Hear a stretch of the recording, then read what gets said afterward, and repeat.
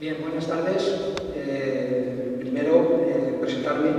Soy Juan Manuel Rincón Rivero, soy el director del área de Geología del Museo Alto Bierzo de la localidad de Bembibre, de la provincia de León. Y bueno, he sido invitado a través de unos amigos, en este caso también de la Asociación de Templarios aquí, y también por parte del Ayuntamiento. Por eso, si me permiten, en primer lugar y por protocolo, darles la bienvenida y gracias por estar hoy aquí. Por deferencia, y aunque no pronuncio muy bien el catalán, benvinguts y gracias per ser avui aquí. Me gustaría poder impartirla en catalán, pero bueno, tengo mis limitaciones, o sea que agradecer la presencia, y creo que está aquí, de la alcaldesa de este municipio, la señora Eva Serra Casellas. Si está aquí, por favor.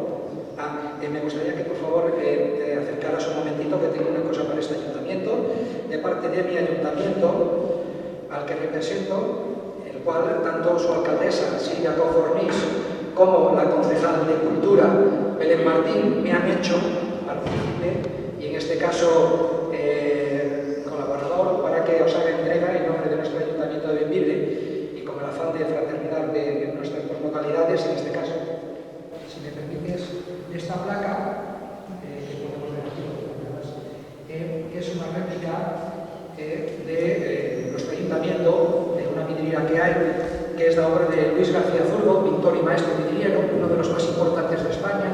En este caso, en nombre de nuestro ayuntamiento de Bembibre, pues agradeceros que nos hayáis invitado para estar hoy aquí, ¿no? Entonces,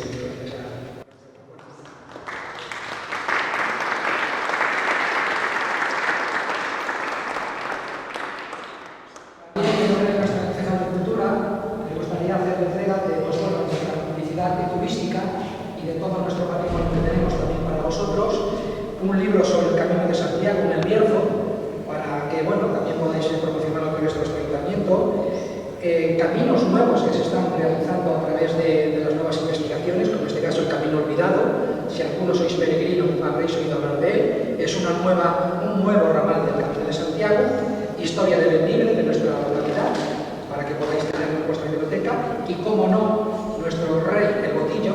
Hacemos un festival nacional de Salvación al Botillo, y entonces, pues bueno, es a nivel nacional, pues un libro sobre su historia, y que, bueno, pues que podáis tener estos recuerdos nuestros, ¿vale?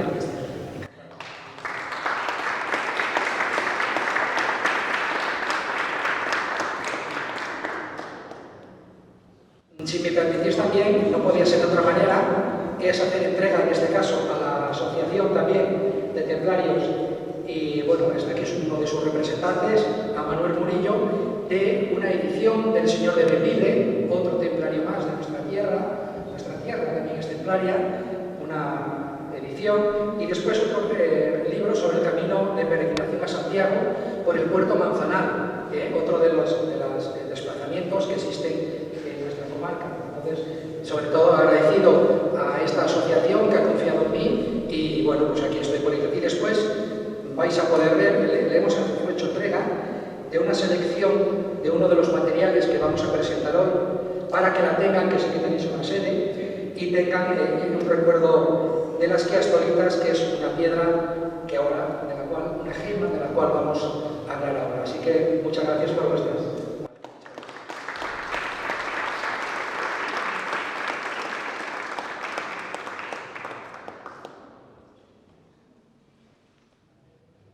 Bueno, es un honor primero estar entre vosotros, ¿no? ¿El qué? Ah, qué bien, qué bien. No, hombre, todo lo contrario. Nada. En este caso, te regalamos el libro de Correig Desaparecido, que es un conjunto de fotografías de hace más de un siglo, y además es muy interesante porque justamente en la zona donde estamos, esta iglesia románica, que antes de la Guerra Civil era distinta, era mayor, más grande, no estaba construida la nueva iglesia, el castillo era muy distinto a como lo vemos hoy, y este libro pues no es más que un recuerdo donde queda constancia de cómo eran básicamente estos alrededores hace más de un siglo, con lo cual, si después tienes ocasión, te invito a que lo ojees y compares la visión actual con lo que fue hace más de un siglo esta zona de nuestro pueblo, y el valor que se le ha ido dando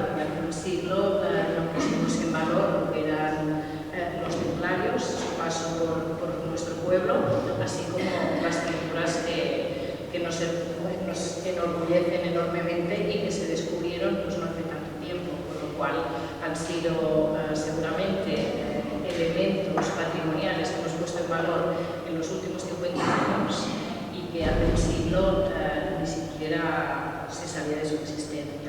Así que... Pues bueno, lo leeré con mucho interés y sobre todo se lo trasladaré a mi alcaldesa y a mi concejal de Cultura, que también tanto está apoyando nuestro museo en este caso. Así que muchísimas gracias.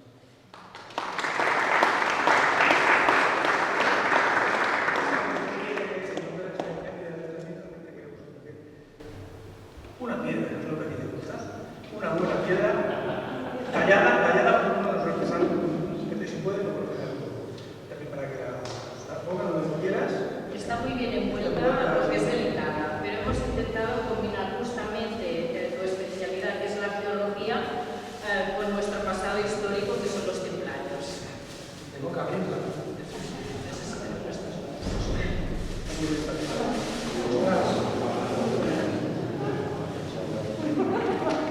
Lo han hecho adrede, ¿no?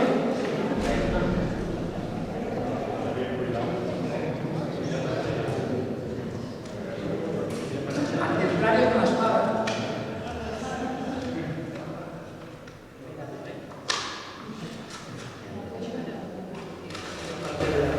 Ostras. Joder.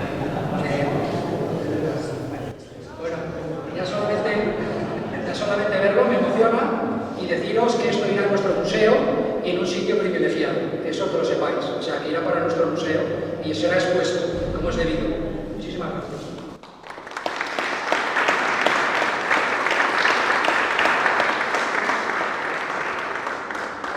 Empezamos porque si no, sé que luego me van a echar y me va a tener tiempo, voy a tener que acortar en muchas cosas. Bueno, ¿por qué estoy aquí? Verdaderamente, caballeros templarios, el Camino de Santiago, habéis visto el título, los celtas, los reyes, los peregrinos, ¿qué tiene que ver con esto que tengo aquí? ¿Qué tiene que ver con esto que tengo aquí? Un material, el azabache, un material, una vieira o venera, otro material, la quiastolita, lápiz crucife, la cruz de los templarios, la cruz de los celtas, ¿no lo sabíais? Tenéis otro tesoro también. Y como no también, el jacinto de Compostela. Vamos a hablar sobre estos 4 materiales que aparte de traer una cultura y tener una historia científica y geológica, también tienen una relación con el hombre, porque han sido utilizados estos 4 materiales pues, para su beneficio. ¿Cómo? Como símbolo de protección. Algunos lo utilizaban para protegerse en el Camino de Santiago, otros para el mal de ojo. Otros, incluso reyes, también lo han utilizado para proteger a su prole, ¿no? A los príncipes que venían detrás. Los celtas como símbolo también de jerarquía y demás. Pues vamos a centrarnos, desde luego, en un maravilloso mundo en el cual vamos a ver cómo estos materiales han tenido ese paso por el tiempo y después también ese paso por la historia. Bien, empezamos. Investigación Geológica y Minera, grupo que designé, Parlamento Azul, es una asociación en la cual yo soy fundador, Gonzalo Díaz, del cual soy director de la geología, y vamos a empezar a hablar, en este caso, sobre los templarios, reyes celtas peregrinos protegidos por gemas mágicas.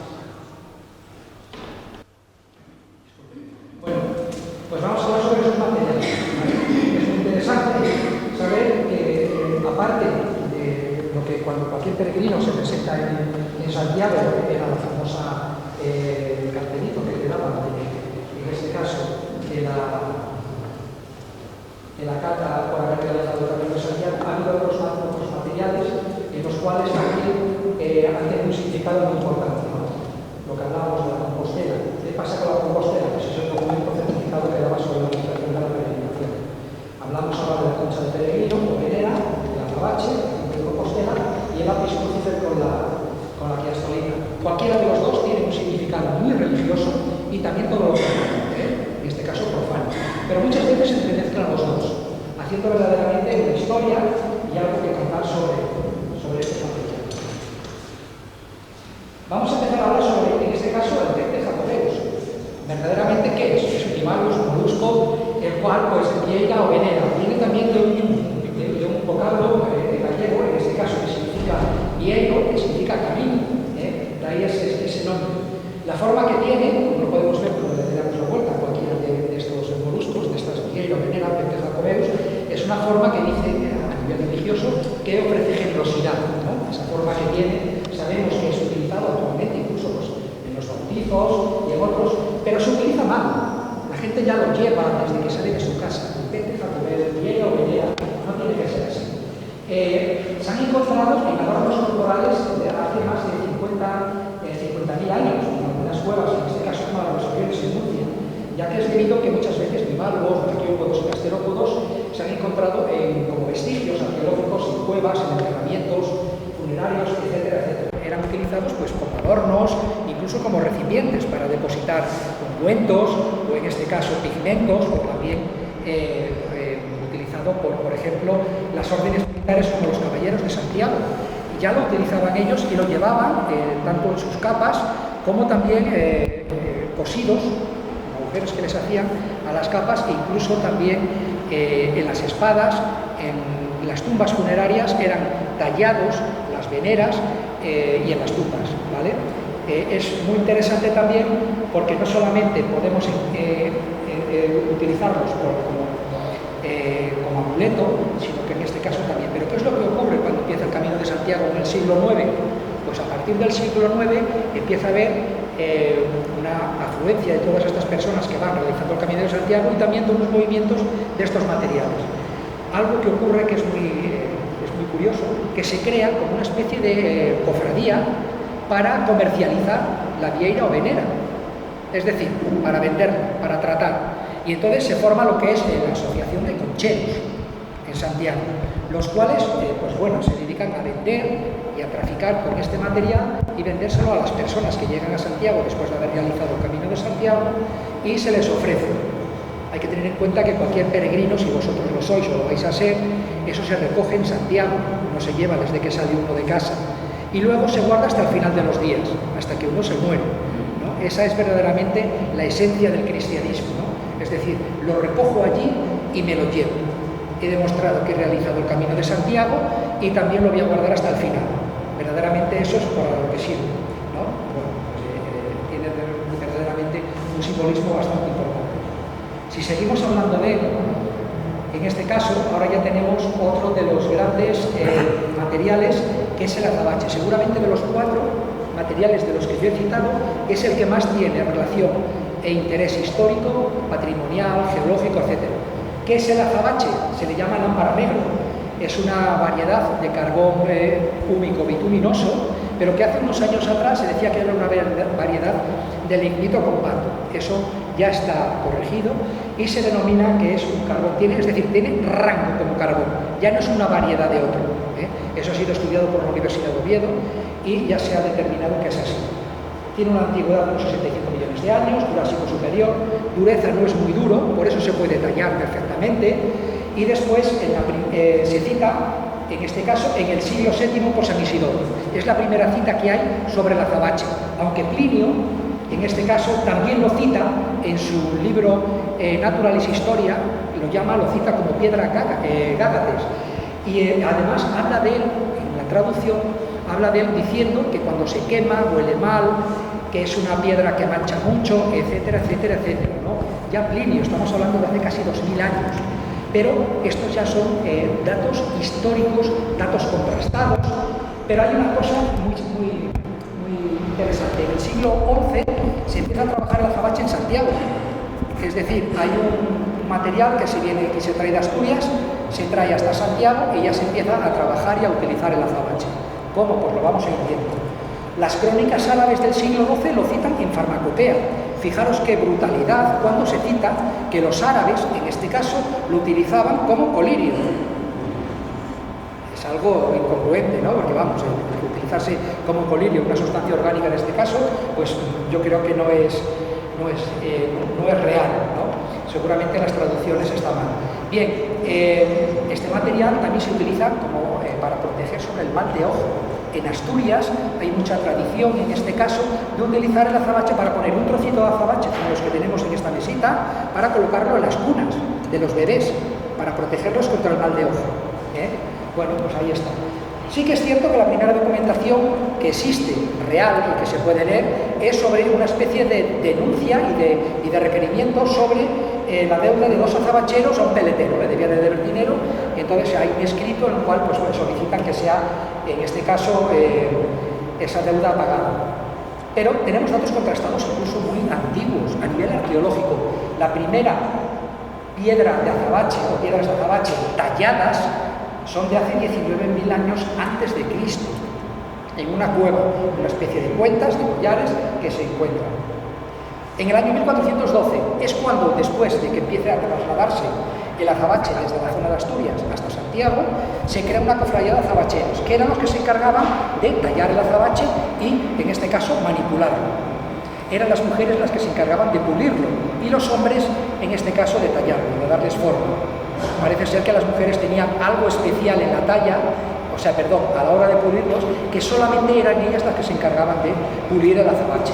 Bueno, pues ahí tenemos unos 150 artesanos, se dedicaban en este caso a tallar el azabache, ¿vale?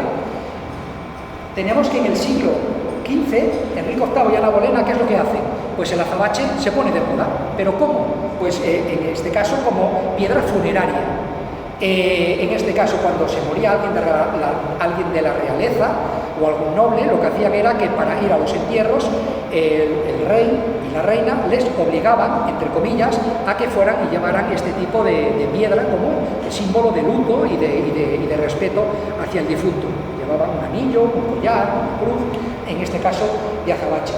Bueno, el mejor azabache del mundo, el de Olés, el de Asturias, de la zona de Villaviciosa, junto con el de Inglaterra, el de Wisby, ¿vale? Los principales clientes de los azabacheros, los peregrinos, que ya lo utilizaban, ya se cogían su trocito, la iglesia, porque ya empezaban a encargar cruces, empezaban a encargar tallas pequeñas de algún santo y sobre todo la realeza. Pero fíjense qué curioso, claro que sí, la realeza. Aquí vemos la infanta Ana María de Mauricia. ¿Se dan cuenta ustedes qué es lo que lleva? Lleva lo que es un dije y una figa. Figa o higa. Es esto que vemos aquí, seguramente que vosotros lo habéis visto muchas veces pues en mercados artesanales como este, que es como una especie de puñito que va colgado, está hecho de azabache. Bien, eso sirve como símbolo de protección. Luego podemos tener aquí pues una cruz de azabache, anillos de azabache. En esos años había mucha mortandad. Ya lo había la gente mayor, pues más en los niños. Las hambrunas, que en este caso no creo que fuera porque era de la realeza, pero sí que las enfermedades hacía que la gente no viviera tanto y muriera por estas enfermedades tan tempranas, incluso tan bestiales, ¿no? Pues ya intentaban proteger a que el día de mañana podría ser rey. Entonces les envolvían con este tipo de abalorios, como los que vemos aquí, de azabache. Cruces, figas, y aquí tenemos también un llamador de ángeles, que lo vemos también por ahí, que nos parece que es una tontería. Fijaros como ya antiguamente también se utilizan todo este tipo de materiales para el hombre protegerse sobre lo desconocido, sobre el demonio, etcétera, etcétera. Bien, pues aquí tenemos una muestra calcante de la utilización de este material también, en este caso, por la realeza. En la mano, ¿qué es lo que tiene? Un trocito de coral rojo. El coral rojo era otro material utilizado también como símbolo de protección, de coral rojo. O sea, que estaba protegido por todos los lados, menos a lo mejor por un buen médico, ¿no? Que de aquella, pues bueno, había las limitaciones que había a nivel médico. Aquí tenemos una figa. Por el otro lado, en este caso, realizada en la mitología, en este caso griega, siglo XVII, nos fijamos, por un lado está la figa y por otro lado Medusa, ¿no? ¿Sabéis que esto estaba prohibido en el siglo XVI, siglo XVII, siglo XVIII, XIV, XV? En esos siglos estaba prohibido el que se pudiera llevar una figa de esta, porque la Iglesia en aquel momento decía que era un símbolo y que parecía algo fálico. Y entonces no estaba muy de acuerdo con que la gente llevara eso como símbolo de protección. Y de alguna manera lo prohibió, hasta que después, pues bueno, lo toleraron, y aquí vemos cómo el símbolo ya fue utilizado como la vez anterior como símbolo de protección. Aquí tenemos que según va pasando, en este caso siglo XVII, siglo XVIII, se empiezan a utilizar ya metales nobles para como el azabache. Aquí tenemos una venera, vieira, y aquí tenemos ya también materiales, como en este caso cruces,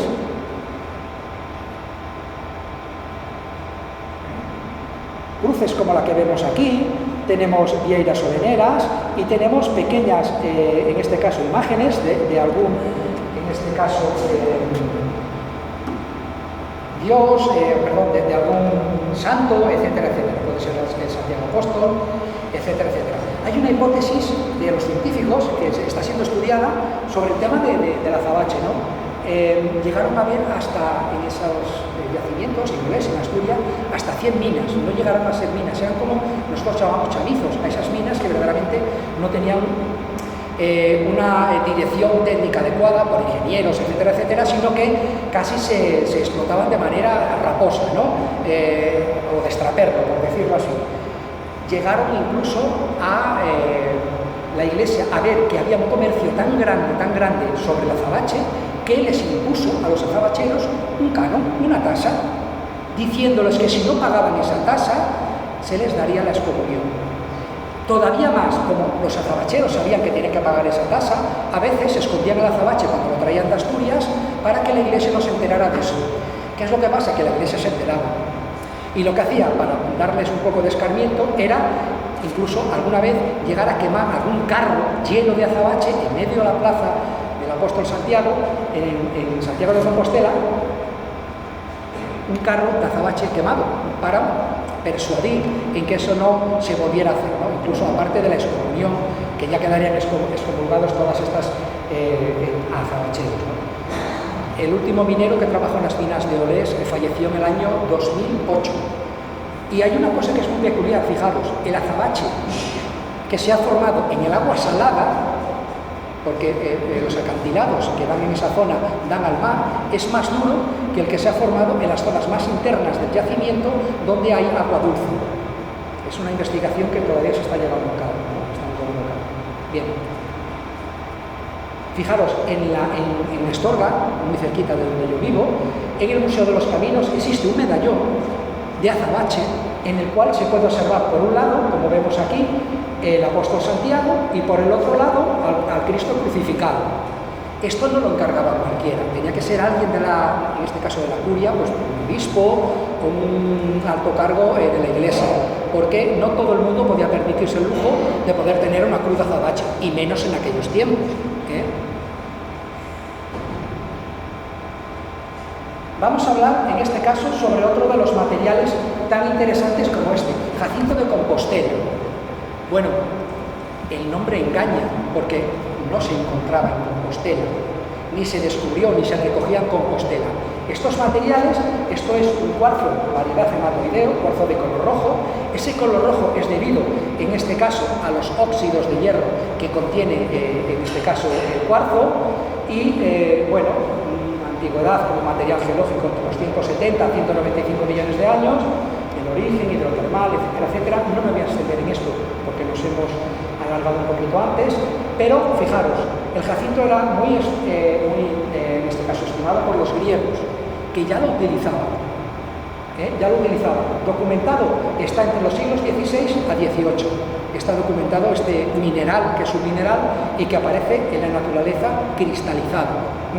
Yacimientos de fuera de España, Brasil, Pakistán, Francia. Yacimientos españoles, Valencia, Castellón, Cuenca y Guadalajara. Pero fijaros qué casualidad, se han encontrado jacintos en tumbas íberas del siglo V a.C. Entre los enseres funerarios se han encontrado jacintos rojos se han encontrado en esas tumbas. Seguramente, pues como ocurre en muchas de las culturas, que cuando uno fallece, le entierran con cosas que a lo mejor han pertenecido a su vida o que a lo mejor les va a ayudar en su otra vida en el más allá, ¿no? Eso ocurre mucho en muchas culturas.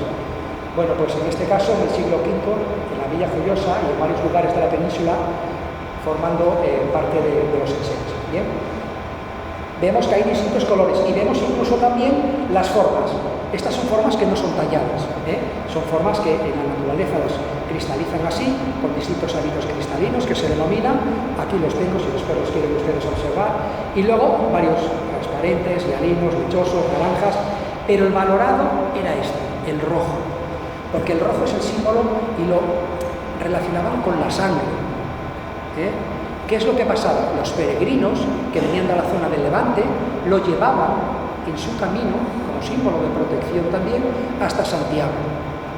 Es el único material que era llevado a Santiago y en muchos casos luego lo vendían allí, ¿vale? Cogían y vendían los jacintos que llevaban a Santiago, después de haber realizado el camino de Santiago, lo vendían.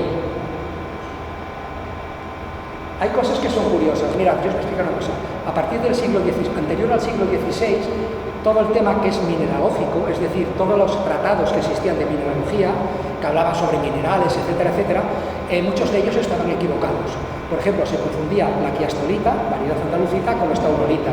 Confundían a lo mejor cualquier otro mineral con otro. Había muchos equívocos. Es a partir del siglo XVI cuando empiezan a realizarse nuevos tratados y gente a estudiar verdaderamente y de una manera seria y rigurosa el tema de la clasificación mineralógica, ¿no? A través de las nomenclaturas y de las investigaciones. Y os voy a poner un caso aquí muy peculiar. Aquí tenemos, por ejemplo, hablando en este caso sobre el jacinto, los frailes bernardos en un monasterio que había cerca de Toledo, realizando y preparando una fuente para llevar agua a su monasterio, encuentran que según estaban haciendo un agujero para extraer el agua, encuentran lo que ellos llaman como jacintos verdaderos, lo podemos ver aquí, y aquí en este tratado, jacintos verdaderos, toda la pared estaba cubierta de ellos. Se equivocaron. Los jacintos en esa zona geológica es incongruente porque no es factible. Los materiales geológicos no coinciden con verdaderamente dónde se puede encontrar el jacinto. ¿Qué es lo que había allí? Otro mineral que se llama granate. Nosotros descubrimos que en este caso, este escrito de esos monjes frailes bernardos estaba equivocado. Es decir, ahí no existía el jacinto, sino lo que había eran granates. Se equivocaron, pero lo escribieron y ese escrito está erróneo. Bueno, los peregrinos los servían para conectar con la tierra, por lo que yo os digo, la sangre de Cristo, ese color, ¿no? Y lo que yo os decía también, que en este caso lo llevaban al camino y allí seguramente, sobre todo en el siglo XVIII, el siglo XVIII es donde más apogeo adquiere el Camino de Santiago. Siglo XVI, pero el XVIII es cuando más. Y a partir del siglo XVIII es cuando el Camino de Santiago baja por las hambrunas, baja porque Felipe II hace y saca una norma y unas leyes muy rigurosas. ¿Por qué? Fijaros, ¿qué hacían los asaltantes del Camino de Santiago y de los peregrinos? Se disfrazaban de peregrinos. Claro, los peregrinos tenían unos beneficios. Aunque los pudieran proteger los caballeros templarios de alguna orden, tenían en este caso también beneficio los peregrinos porque les daban de comer, estaban exentos de impuestos en muchos casos, que los que hacían los ladrones se disfrazaban de peregrinos. ¿Qué hizo Felipe II? Prohibir que la gente se disfrazara o en este caso se pusiera el ropaje típico de cualquier peregrino que iba a realizar el Camino de Santiago. Pero bueno, Felipe II también tuvo ahí bastante culpa de que el Camino de Santiago descendiera muchísimo, ¿no? Bien, pues aquí tenemos también otra cosa, no se conocen documentos jacobeos. ¿Por qué? Porque todo era llevado desde la zona de Levante hasta Santiago, allí se vendía, luego se marchaba y ya no se hablaba más. En Santiago no hay nada que cite en este caso el jacinto de Compostela, ni ningún tratado en este caso a nivel histórico, a nivel arqueológico en algunas tumbas. Bien. Esta es nuestra gema, esta es la que a mí me maravilla, la quiastolita, lápiz crucifer, la gema templaria. La llamo templaria porque, fijaros, esta que tenemos aquí está en la Catedral de Colonia, fue llevada seguramente por algún caballero templario a la vuelta de haber realizado, en este caso de Jerusalén, de tierra de las cruzadas, o en este caso algún peregrino. No hay constancia de quién fue el que lo llevó, pero sí que es cierto que hay algo. Le dieron importancia porque está junto con las mismas joyas, diamantes, zafiros, rubíes, oro, que tiene en este caso la Catedral de Colonia, en este caso por su Virgen o el Cristo que tengan allí como santo, ¿no? Bueno, pues aquí tenemos, vamos a hablar en este caso sobre la quiastolita, porque quiastolita, variedad andalucita, es una variedad andalucita muy mineral, ¿no? Andalucita, ¿qué pasa? ¿Que se descubrió en Andalucía? No, lo que no sabemos es por qué los descubridores le pusieron Andalucita, cuando verdaderamente esto fue descubierto en el Cardoso, en Guadalajara. El primer indicio que hay sobre este mineral es ahí. ¿Ponerle Andalucita? Bueno, pues los descubridores sabrán el porqué. No me voy a poner a tratar de esto sobre la ficha técnica. Sí que es cierto que tiene una dureza bastante importante, incluso a veces más que el propio cuarzo, llega a tener hasta 6,5, depende del mineral, de la andalucita, de la pureza que tenga y de lo alterado que pudiera llegar a estar. Los colores que pueda llegar a tener y sobre todo la forma de prismas. Aquí tenemos algunos que ya están erosionados, en este caso por la erosión y el transporte, pero bueno, es muy interesante lo que podemos ver ahí. Formación de la quiastolita. ¿Dónde se forma la quiastolita? Pues en una roca, en este caso metamórfica, y se forma, en este caso por presión y por temperatura, y que hace que esa presión y esa temperatura se consoliden y se formen otros minerales dentro de la propia roca, que hace que después llegue a formarse la andalucita, junto con otros minerales que puedan aparecer cercanos en la propia roca. Esta roca tiene una antigüedad de 650 millones de años, es en este caso de la formación Agüeira, y está presente en la Cepeda. La Cepeda es un mar de quiastolitas, así le llamamos nosotros, y ya vais a ver por qué. Bueno, pues aquí podemos ver verdaderamente una imagen de lo que es una quiastolita insertada en la pizarra que vemos aquí, ¿no? Bien, ¿de qué está compuesta?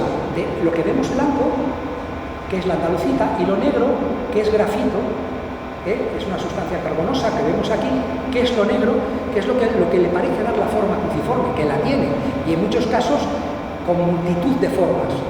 Cuando acabemos, todos los que estáis aquí, podéis venir a esta cajita que tengo yo aquí, podéis coger una que os la regalo yo, ¿vale? Para que os la podáis llevar. Bien, seguimos. Fijaros, si ahora mismo cortáramos un prisma de quiastolita, como esta que vemos aquí, llegaríamos a ver a veces este tipo de formas, cruciformes. Es como si cortáramos una barra de pan en rodajas, ¿vale? Fijaros qué variedad de formas cruciformes podemos encontrar, incluso formando orlas. ¿No se parece a la cruz templaria? ¿A la cruz patada? ¿No se parece a la cruz celta? Nosotros pensamos y creemos, y en eso estamos investigando, que la cruz celta está basada en la quiastolita, porque también creemos que la cruz templaria está basada en la cruz celta. Por algo bien. Eso es lo que creemos y se están investigando cosas. Bien. Esto es otra formación, la que tengo aquí, que cuando se forma, cuando se corta, en vez de cortarla de manera horizontal, se corta longitudinal, ofrece una forma muy bonita, que es lo que le llamamos reloj de arena, porque si nos veremos, parece un reloj de arena, ¿no? Con esta forma tan peculiar como vemos aquí. Es una forma muy peculiar dentro de las quiastolitas. Aquí vemos, en este caso, cómo las encontramos en nuestra comarca, desde pequeños clastos, como los que vemos ahí, que son tan pequeñitos que casi no se ven, a donde se encuentran originariamente entre la pizarra, en una cantera. Vamos a ver otra cantera. Coleccionistas de toda España van a esta cantera, al pantano de Villameca. La mayoría de los coleccionistas, de manera nacional, van a esta zona a recoger las quiastolitas como mineral de colección. Lo que pasa es que hay muy poquito en estas zonas ya, hay muy poquito. Bien, Villarmeriel, fijaros, mirad qué quiastolita, formas como si fueran cruces. Aquí tengo una muy bonita. Es de los pocos sitios en España que hay que se pueden encontrar. Todas estas cruces son quiastolitas que están incrustadas en una pizarra, en este caso, que está muy alterada a nivel metamórfico. Aquí tenemos de otro yacimiento, de Palacios Mil. Tenemos, mirad qué cruz, ¿vale? ¿Cómo se encuentra y dónde se encuentra? Tenemos, fijaros, hay una zona, en la zona de la Cepeda, en las tierras donde plantan las patatas, la remolacha, es decir, las hortalizas y demás, que se encuentran y las encontramos después de que la gente arranque las patatas.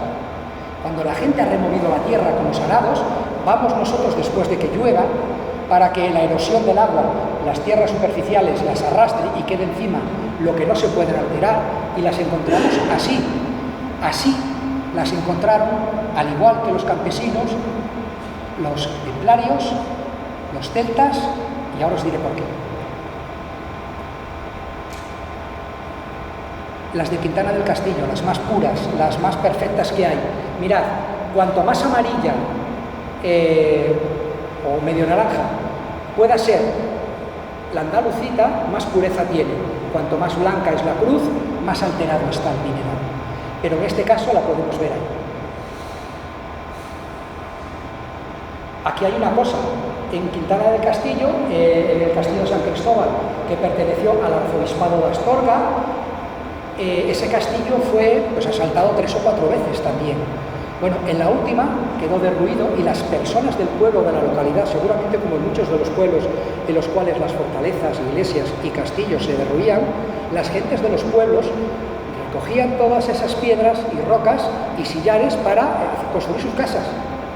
Eso ocurrió en muchos pueblos, ya ha ocurrido. Bueno, pues aquí ocurría lo mismo. Una vez que destruyeron el castillo, fueron elaborando con las casas y construyendo con las piedras del castillo casas en este pueblo, Quintana del Castillo. Y vemos como todas las pizarras contienen quiastolitas, todas en los sillares contienen quiastolitas. Ya las había en el castillo, pero es que este castillo, fijaros, año 1156. De la marinera, que ya conocían en este caso. En esta localidad hemos encontrado varias canteras de manera artesanal en las cuales traían este tipo de materiales. Astorga, desde Quintana del Castillo y Donillas, Pantano Villameca, hasta la desembocadura del Órbigo, que va al río Tuerto, hay 62 kilómetros. En esos 62 kilómetros está el río todo lleno de quiastolitas. ¿De dónde?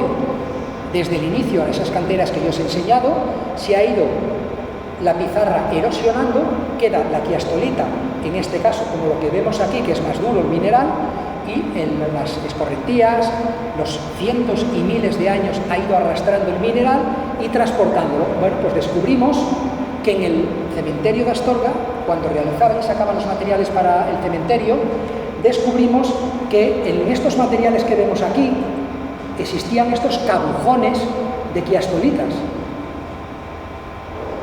Fijaros, hasta aquí llegan, pero es que desde aquí hasta la desembocadura del río Órbigo, del río Tuerto en el río Órbigo, pues aquí las hay, pero mucho más erosionadas, ya no son prismas alargados, son trocitos, pero son como botones, como lo veis ahí, lo podemos ver aquí, son como botones.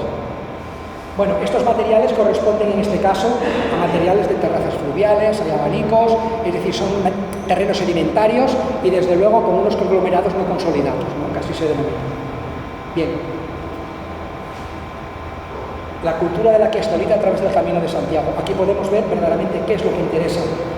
La palabra quiastolita, quiastos, litos, ambos términos significan cruz y piedra. De ahí ampliamente el empleado como piedra de la cruz. Está documentada a partir del siglo XV, que en el siglo XVI se empieza a comercializar en Santiago también, al igual que el azabache y al igual que la vieira o venera. La quiastolita se empieza a comercializar, casi toda también viene de Asturias, también viene de la zona de la Cepeda y de otras partes de España, pero la descripción, cristianas religiosas y cristianas morales. A nivel documental, fijaros, esta es la primera lámina que existe, dibujo de la quiastolita. Estamos hablando de 1648. Fijaros, el Vaticano, una de las mejores colecciones que ya se empiezan a formar a partir, en este caso, del siglo XVI, que es cuando yo os digo que empieza rigurosamente a comercializarse todo este tipo de materiales. Fijaros qué perfección y cómo conocían ya la quiastolita, con las distintas formas que podemos encontrar cruciformes. El propio Vaticano en su colección, en este caso publicada en una edición de Metaloteca de Mercati de 1717. Mercati es una especie de, vamos a decir, naturalista que estudiaba el tema de los minerales, me parece que era médico. Bien. Buscando la protección de la gema. Ay, aquí esto es importante y ahora vamos a ver el por qué está relacionado con los caballeros templarios. Y os lo voy a decir. Fijaros, en el cueto de San Bartolomé, en este caso en el pantano de Villameca, ahí estuvo instaurada una institución religiosa militar de los hospitalarios de San Juan de Jerusalén. Estuvieron más de 500 años. Inicialmente, en ese cueto que está aproximadamente en un alto, una zona estratégica también. Los caballeros templarios, ¿qué hacían? Instalaban zonas estratégicas para vigilar tanto el paso de caminos como incluso por el tema militar, y podemos ver que aquí estamos nosotros descubriendo que ahí antiguamente hubo una iglesia, en esta zona, que después hubo la iglesia, misteriosamente la quema, aparece un año ardiendo. Después llegan estos señores de la institución religiosa de los hospitalarios, montan un monasterio con pozo, con un molino, fortalecen y hacen una fortaleza todo alrededor, tienen un camino y ahí están muchísimos años. ¿Sabéis dónde construyeron ese monasterio? Encima de un afloramiento de Quiastolita. Los caballeros templarios en muchas ocasiones no construían, en este caso, una iglesia, una fortaleza, o no compraban, o no asaltaban, o no, así porque sí.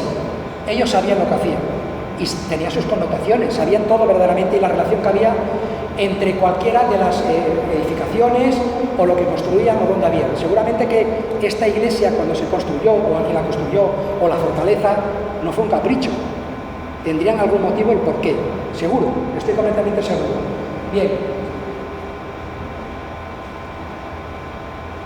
Historia y leyenda, los nombres, piedra rayo, es decir, la llevabas y te protegía contra las, en este caso, las tormentas, o la piedra culebra, la mordedura, piedra cruz, que es como le llamamos a Lapis Crucifer, en este caso la piedra de Santiago, como amuleto para peregrinos, celtas, etcétera, etcétera. Lo que yo os decía, en la Catedral de Colonia, en Alemania, junto a las joyas de la Virgen, existe una colección de quiastolitas llevadas por los peregrinos, y algún historiador dice que seguramente por algún caballero templario. Ay, amigo, la iglesia de San Pedro, ¿dónde está construida? En el valle, en este caso de Navia, en un pueblo que se llama Cedemonio. La quiastolita también era utilizada en Asturias como símbolo de protección contra el demonio. ¿Dónde construyen esta iglesia en Cedemonio? Encima de un afloramiento de quiastolitas. Es decir, lo construyen ahí porque se entiende que sus feligreses dentro de ese sitio y encima de ese sitio iban a estar mucho más protegidos. Ya los citan, en este caso, en un documento del siglo XVII, un monje Bernardo, en este caso cita a unas piedras que se recogen allí y que le llaman San Pedras. Y es una zona también de paso de peregrinos y de paso, en este caso, seguramente de caballeros templarios. La cruz celta, la cultura celta presente en la Cepeda. En esa comarca de la Cepeda, donde nosotros decimos que es un mar de quiastolitas, hay que tener en cuenta que también hay castros celtas y celtíberos, donde hemos encontrado, dentro de lo que son los materiales que se han podido encontrar ahí, que algunos están en León, en el Museo de León, quiastolitas. Relacionarlas ahora con que era como utensilio suyo, habrá que seguir investigando y estudiando, pero no cabe duda que esta cruz, y estamos seguros, tiene mucho que ver con esta cruz. Ellos lo utilizaban como símbolo, es decir, ya no era como símbolo de protección, sino que lo tenían y solo lo sacaban, en este caso, la quiastolita, en ceremonias y en rituales muy específicos y muy especiales. Si no, no. Les daba jerarquía dentro de las demás tribus, etcétera, etcétera. Entonces, bueno, pues era muy utilizada y aquí lo tenemos. Estaba relacionado con cruce de caminos, de los vivos y los muertos, etcétera, etcétera. ¿Qué relación hay? Muchísimo. En este caso podemos ver en muchas de las iglesias, en muchas de tumbas, etcétera, etcétera, la quiastolita con la cruz templaria. Aquí tenemos tres tumbas muy características. Aquí tenemos una variedad de quiastolitas inmensas, una variedad tremenda, no hay ninguna igual, todas son distintas. Aquí tenemos una tumba templaria con la más simbólica, la más normal, vamos a decir entre todas, pero aquí ya tenemos una tumba, seguramente de un caballero de alta más alcurnia, seguramente tendría algún grado más, donde hay de las tres. Aquí tenemos la que está sobre dos orlas, que es la común. Aquí tenemos esta que se entiende que corresponde a que ha podido estar en Jerusalén, y aquí después tenemos otra también que le puede dar seguramente otro rango también a ese caballero que estaba ahí enterrado. Aquí tenemos, en este caso, formas cruciformes, de la zona de la ruta oriental cepedana, que es de la cual estamos nosotros mirando. Tenemos también aquí, en este caso, más quiastolitas de otras zonas, Villameca, Donillas, Quintana del Castillo, Villalmeriel, Astorga, del río Tuerto hasta el Órbigo, 62 kilómetros en los cuales nos podemos encontrar muestras de este mineral. Estamos siguiendo una investigación todavía, la tenemos abierta. Y aquí tenemos el proyecto del nuevo geoparque Médula Esteleno, que vamos y que está ya por la UNESCO, se está desarrollando el proyecto, en el cual esperemos poderlo sacar adelante y en el cual nosotros, con nuestra investigación, estamos aquí en este punto, dentro del parque, geoparque, y como zona expositiva nuestro museo está inscrito dentro de este parque de la UNESCO, y también por el estudio que estamos realizando sobre, en este caso, las quiastolitas, ¿vale? Las conclusiones: ha vuelto a despertar la quiastolita un interés científico, existe una relación entre las leyendas, lo místico, el alto valor religioso, celtas, astures, peregrinos y templarios han sido utilizados por ello, y luego, en este caso, la belleza que adquiere este mineral, que verdaderamente es importante, no importantísima. Todo esto que yo os estoy contando no es que yo me invente nada, está en estudios científicos, en estudios arqueológicos, a través de historiadores, y muchos de estos frentes todavía siguen abiertos y se siguen estudiando. Entonces, pues bueno, yo me hubiera gustado hoy haber tenido más calma. Sé que el tiempo me trae, entonces, sobre todo, agradeceros. Me hubiera gustado, ya te digo, haberlo planteado de una manera un poquito más despacio, pero nos hemos alargado en el tiempo. ¿Qué es lo que quiero decir con esto? La quiastolita, el azabache, la vieira o venera y el jacinto de Compostela, 4 materiales utilizados. 3, por los caballeros templarios, porque los caballeros templarios en iglesias construidas por ellas han encontrado rosarios, cruces de azabache de los templarios, en restos arqueológicos.